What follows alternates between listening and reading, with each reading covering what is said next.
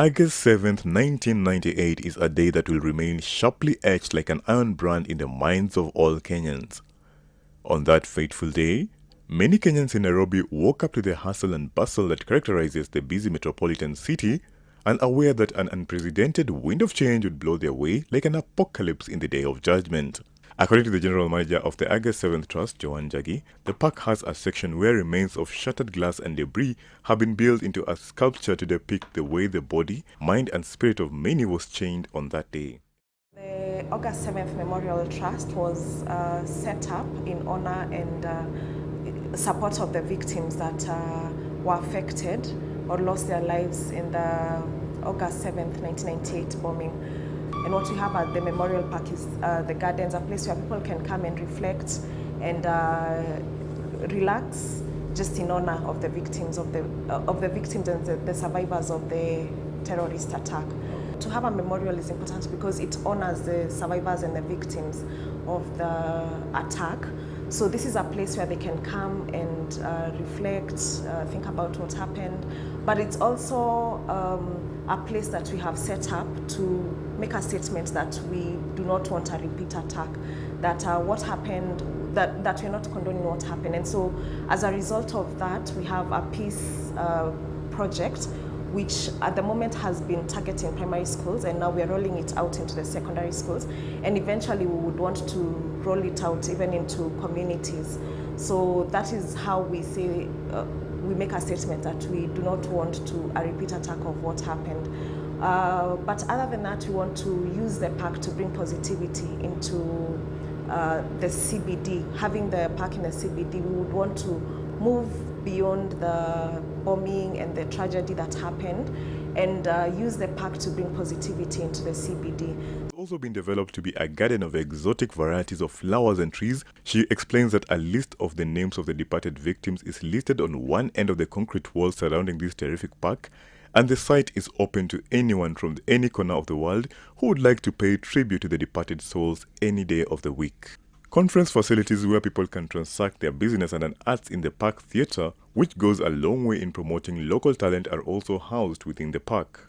Arts in the Park project, as I had mentioned, usually aims at promoting local talent and showcasing art.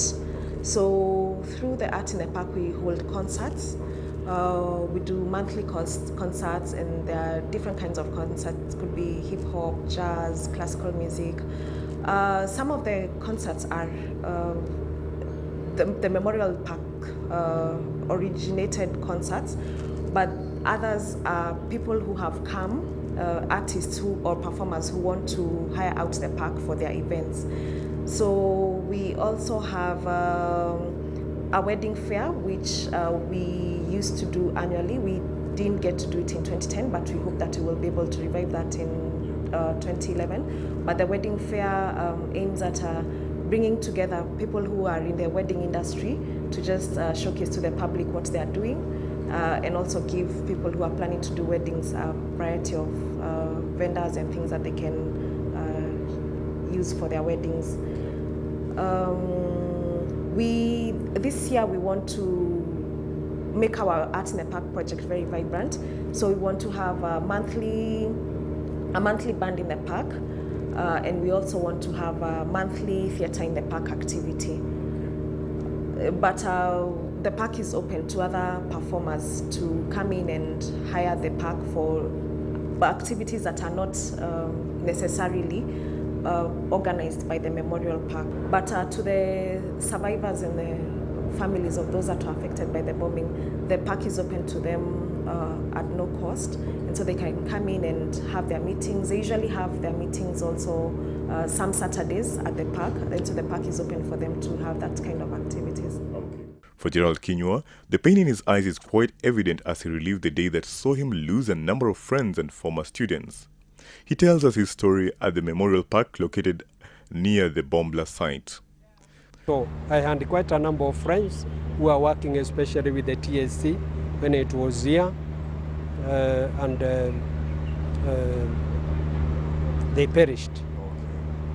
One was my student sometimes, and it reminds me with a lot of pain that that boy got perished. He was working here with the TSC. I have also a friend of mine. She's alive, and at times she's not very sound now in the mind, and she was affected. So anytime I pass around, I feel like entering here. If I'm not very busy, or if I'm tired, I come relax here, maybe communicate with a friend, and at the same time I have an ample time to pray. It further has a museum which, among other things, contains memorial flags of those who lost their lives and the stories of the survivors. Visitors have to pay a paltry entrance fee of 20 shillings, which when collected goes toward the maintenance and upkeep of the park. At about 10 a.m. local time, the atrocious head of terrorism reared itself up when the peaceful tranquility of the central business district was ripped apart by an earth-shattering and mind-numbing bomb explosion that could be heard from as far as Tigoni and the Jomo Kenyatta International Airport, while the shockwave was felt all over the city, causing many buildings to tremble. Indeed, today marks exactly 12 years, 5 months and 6 days after Kenya experienced the brutal terrorist attacks that killed 218 people and injured 5,000 others in Nairobi.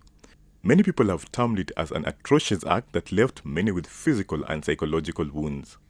As a quote pasted in the memorial wall indicates, "May the innocent victims of this tragic event rest in the knowledge that it has strengthened our resolve to work for a world in which man is able to live alongside his brother in peace."